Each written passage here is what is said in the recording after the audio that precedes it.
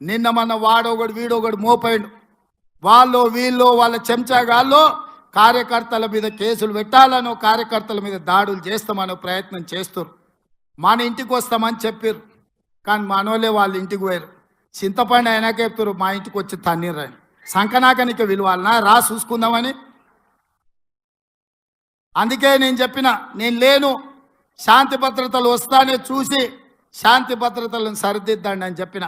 మా కార్యకర్తలు ఎవరి జోలికి పోరు, కానీ ఎవరన్నా మా జోలికి వచ్చి మా మంచితనాన్ని చేతగాని తనం అనుకుంటే చింతపండు అవుతుందని నేను చెప్పదలుచుకున్నా.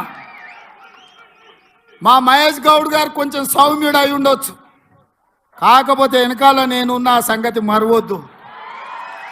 ఎవరన్నా ఏదన్నా అధ్యక్షుడిగా సౌమ్యుడు వచ్చిండు, మా ఆటలు సాగుతాయి, ఊర్లలో మా ఇష్టం వచ్చినట్టు చేయొచ్చు అని ఎవరన్నా అనుకుంటుర్రేమో. నేను వెనకాలనే ఉన్న బిడ్డ, ఎవరన్నా మా కార్యకర్తల జోలికి వస్తే ఒక్కడొక్కడికి ఉంటుందని నేను చెప్తున్నా.